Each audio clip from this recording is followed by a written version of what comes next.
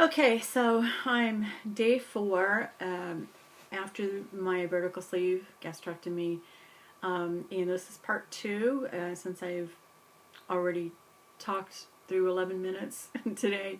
I'm starting again because I wanted to get to the topic of nutrition. I think that some of the things that I do are going to be a little bit different from what most people are doing, so I thought it might be good to have something different that for people to consider. One of them is the protein shake that I use and why I use it. I finally got around to bringing it here. I think this is going to show up backwards, but it's the Virgin Diet, and this is the chai version protein shake. And you can get it online at jjvirgin.com. Virgin Diet standing for JJ Virgin, who is a nutritionist and exercise therapist, or I'm not sure what else you call her. She's got 2 or 3 PhDs, so not just a pretty face.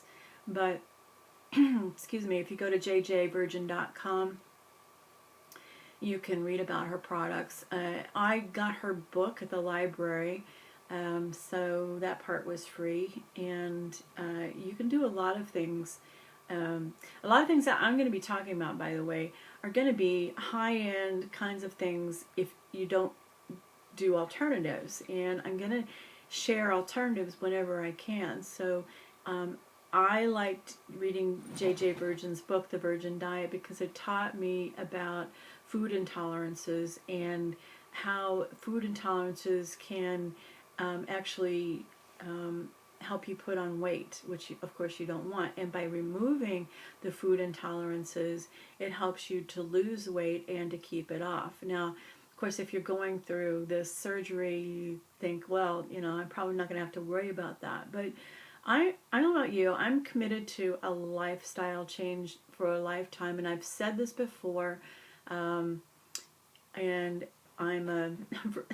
I had to say I'm a pro at being a yo-yo dieter. I can go all out and commit to something and do incredibly well and lose a lot of weight. And, like I took up triathlon training when I was 48, for example, and I was 230 pounds. So, I've been known to put my mind to something and get it done.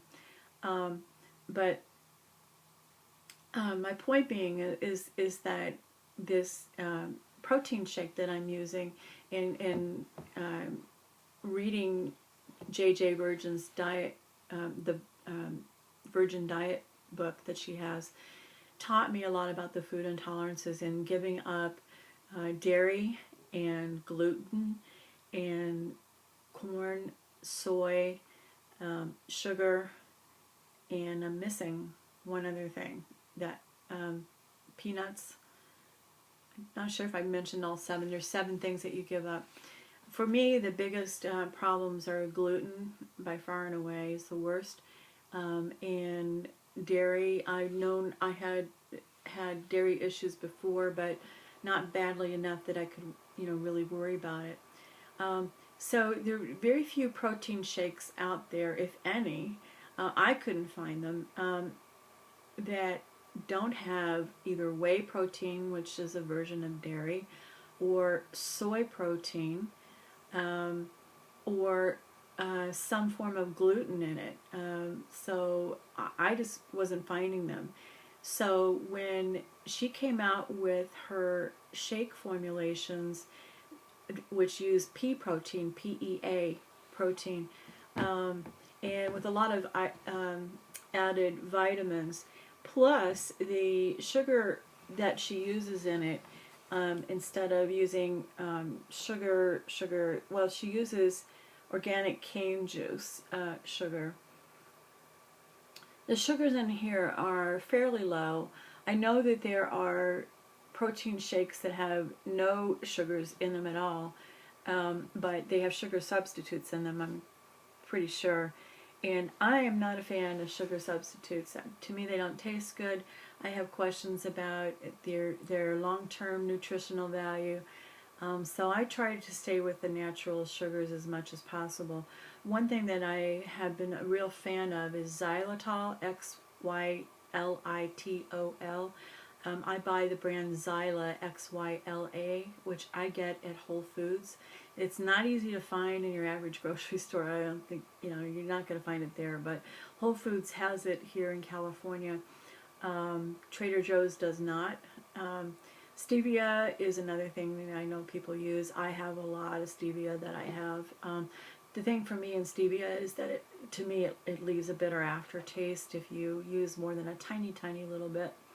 But it's okay. It's certainly better than all the other artificial sweeteners. So when I say other, I don't mean to imply that stevia is artificial. It's not.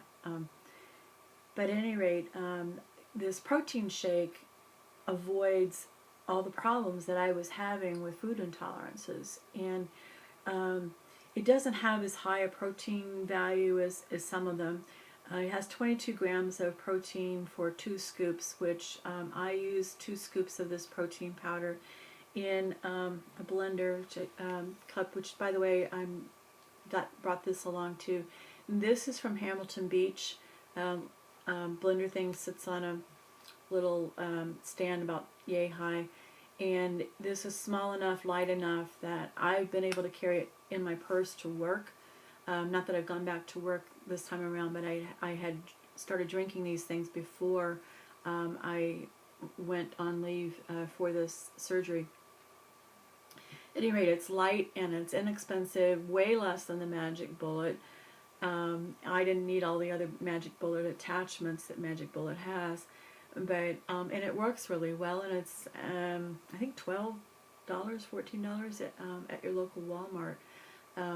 If your Walmart's like mine, it's really hard to find. You have to really look hard in the blender section to find it, or maybe ask someone where it is, because they certainly had it well hidden at my Walmart. But it's there, it's inexpensive, and it works really well. In fact, I've got 2 of them, one that I keep at home and one that I can take with me to work.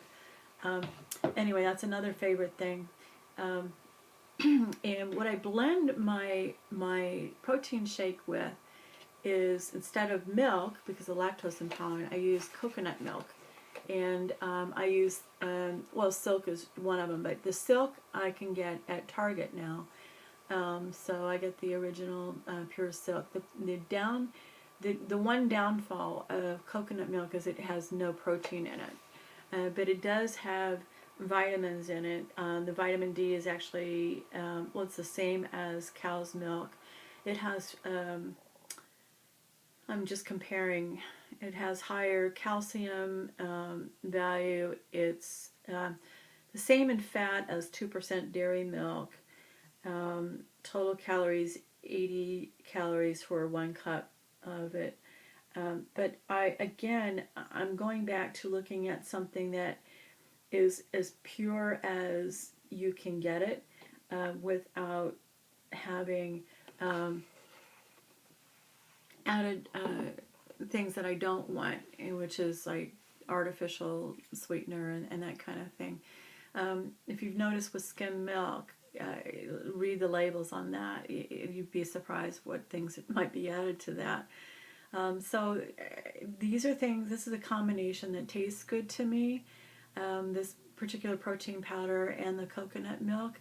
And then I put in 2 or 3 cubes of ice. Now, when I'm able to add back frozen berries, that's a wonderful shake when you can put that in there too. And I get a blend of berries that Costco sells, a 3-berry blend of blackberry, raspberry, blueberry. Those are wonderful. Now, another thing that I just started trying yesterday, I'd had BioK probiotics before in tablet form, because I'd been on a lot of antibiotics due to infections that I've had, really, really bad, serious infections over the last few months. I had a lot of issues that delayed my gastric sleeve surgery, and one of them was a severe infection in my jawbone. It required massive amounts of antibiotics, including being on a PICC line to get IV antibiotics for more than a month, and I was in the hospital 8 days with that.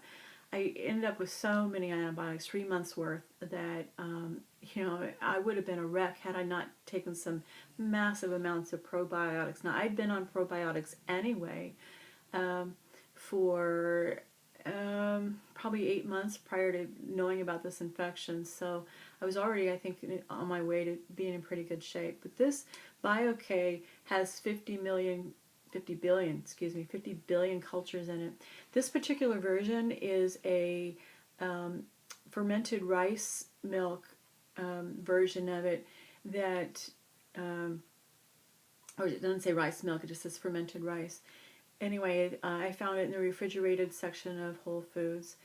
And the BioK is not inexpensive, that's for sure, but it was recommended by one of the specialists that I had seen for my infection, the infectious disease doc, and I'm glad I found out about it. It's probably it is the most powerful one that I've been able to find in terms of probiotics at Whole Foods or at Trader Joe's or at here we have Lassen's store.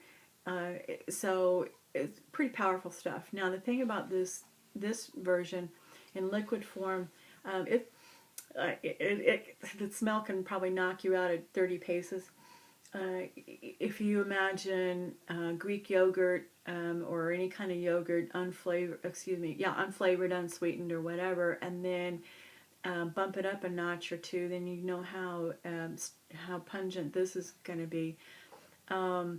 It's pretty pungent, but the nice thing about it, when I tried it yesterday, I first did it in a shake, and I had to add xylitol to get it sweet enough for me to like it. But today I'm drinking it straight, and it's okay. I'm just doing it very slowly. The nice thing about it, I'll get to this point, is that it has helped me to belch finally. Yay! Because that's a big thing, because my biggest problem has been dealing with trapped air, trapped gas in my abdominal cavity and everywhere else. That's where my main pain is going. So anyway, I wanted to mention these things, and I run on. I can't believe I've gone this long, but that's it for now. Thanks.